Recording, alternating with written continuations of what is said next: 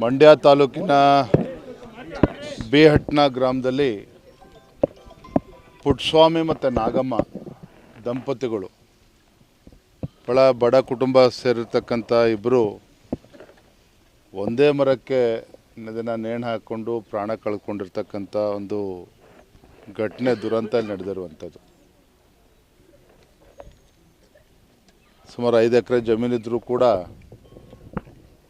Tomato ತರಕಾರಿ ಎಲ್ಲ ಬೆಳ್ಕೊಂಡು ಸತತವಾಗಿ ಸಾಲದ ಬಾಧೆಯಿಂದ ಹೊರಕ್ಕೆ ಬರೋದಕ್ಕೆ ಸಾಧ್ಯ ಆಗದೇ ಸುಮಾರು 10-15 ಲಕ್ಷ ರೂಪಾಯಿಯಷ್ಟು ಸಾಲವನ್ನು ಮಾಡಿಕೊಂಡು ಬಡ್ಡಿ ಕೂಡ ಕಟ್ಟೋದಕ್ಕೆ ಸಾಧ್ಯ ಆಗದೇ ಇವತ್ತು ಆತ್ಮಹತ್ಯೆಗೆ ಶರಣಾಗಿರುವಂಥದ್ದು ನಿಜವಾಗ್ಲೂ ಕೂಡ ದುರ್ದೈವದ ಸಂಗತಿ.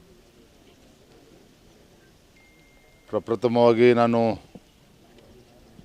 ರೈತರಲ್ಲಿ ನಾನು ಪ್ರಾರ್ಥನೆ ಮಾಡ್ತೇನೆ, ಏನೇ ಸಂಕಷ್ಟ ಇದ್ದರೂ ಕೂಡ ಏನೇ ಪರಿಸ್ಥಿತಿಗಳಿದ್ರೂ ಕೂಡ ಈ ರೀತಿ ಒಂದು ಆತ್ಮಸ್ಥೈರ್ಯವನ್ನು ಕಳ್ಕೊಳ್ತಕ್ಕಂಥ ಪರಿಸ್ಥಿತಿಗೆ ಹೋಗಬಾರ್ದು, ಈ ರೀತಿ ಆತ್ಮಹತ್ಯೆಗೆ ಶರಣಾಗಬಾರ್ದು ಅಂತೇಳಿ ತಮ್ಮ ಮುಖೇನ ನಾನು ವಿನಂತಿಯನ್ನು ಕೂಡ ಮಾಡ್ತಾ ಇದ್ದೇನೆ.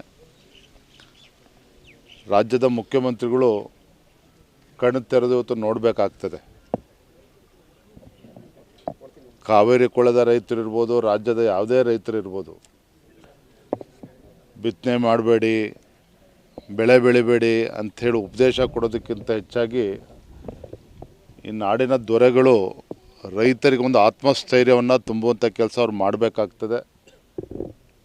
ಈಗಾಗಲೇ ಭಾರತೀಯ ಜನತಾ ಪಾರ್ಟಿ ತಂಡಗಳಲ್ಲಿ ರಾಜ್ಯದ ಮೂಲೆ ಮೂಲೆಗಳಿಗೆ ಸಂಚರಿಸ್ತಾ ಇದ್ದಾರೆ, ರೈತರ ಪರಿಸ್ಥಿತಿಯನ್ನು ಅವಲೋಕನವನ್ನು ಮಾಡ್ತಾ ಇದ್ದಾರೆ. ರೈತರು ಬಹಳನೇ ಸಂಕಷ್ಟದಲ್ಲಿದ್ದಾರೆ. ಮಳೆ ಇಲ್ಲದೇ ಭೀಕರ ಬರ ಎದುರಿಸ್ತಕ್ಕಂಥ ಸಂದರ್ಭದಲ್ಲಿ ತತ್ಕ್ಷಣ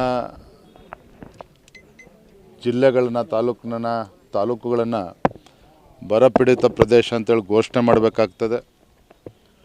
ಸಂಕಷ್ಟದಲ್ಲಿರುವಂಥ ರೈತರ ಸಾಲವನ್ನು ಮನ್ನಾ ಕೂಡ ಮಾಡಬೇಕಾಗತ್ತೆ, ಮತ್ತು ಪರಿಹಾರನೂ ಕೂಡ ಕೊಡಬೇಕಾಗತ್ತೆ. ಇಲ್ಲ ಅಂತ ಹೇಳಿದ್ರೆ ರೈತರ ಪಾಲಿಗೆ ಈ ಸರ್ಕಾರ ಬದುಕಿದ್ದು ಕೂಡ ಸತ್ತಂತಾಗ್ತದೆ. ಹಾಗಾಗಿ ಇನ್ನೂ ಕೂಡ ತಡ ಮಾಡ್ದೇ ತತ್ಕ್ಷಣ ರಾಜ್ಯ ಸರ್ಕಾರ ಎಚ್ಚೆತ್ತುಕೊಳ್ಬೇಕಾಗ್ತದೆ. ಮುಖ್ಯಮಂತ್ರಿಗಳು ಎಚ್ಚೆತ್ತುಕೊಂಡು ರೈತರಿಗೆ ಸ್ಪಂದನೆ ಮಾಡಬೇಕು, ಅವರ ಸಂಕಷ್ಟಕ್ಕೆ ಸ್ಪಂದನೆ ಮಾಡಬೇಕು ಅಂತೇಳಿ ತಮ್ಮ ಮುಖ್ಯ ನಾನು ಆಗ್ರಹಪಡಿಸ್ತಾ ಇದ್ದೇನೆ. ಸಚಿವ ಸಂಪುಟದ ಬಗ್ಗೆ ತಲೆ ಕೆಡಿಸ್ಕೊಂಡಷ್ಟು ಬರ ಪರಿಹಾರ ಘೋಷಣೆ ಬಗ್ಗೆ ತಲೆ ಕೆಡಿಸ್ಕೊಂಡಿಲ್ಲ. 4 ದಿನಗಳಾದರೂ ಡೆಲ್ಲಿ ಪ್ರವಾಸ ನಾನಿಲ್ಲಿ ರಾಜ್ಯಗಳಿಗೆ ಭೇಟಿ ಕೊಡುತ್ತಲ್ಲ ಅಂತ ಇಲ್ಲಿನ ಇನ್ನೇನು ಹೆಚ್ಚು ಮಾತನಾಡೋದಕ್ಕೆ ಇಚ್ಛೆ ಪಡೋದಿಲ್ಲ. ನಾನು ಮತ್ತೆ ಹೇಳುವಂಥದ್ದು, ರಾಜ್ಯದ ಮುಖ್ಯಮಂತ್ರಿಗಳು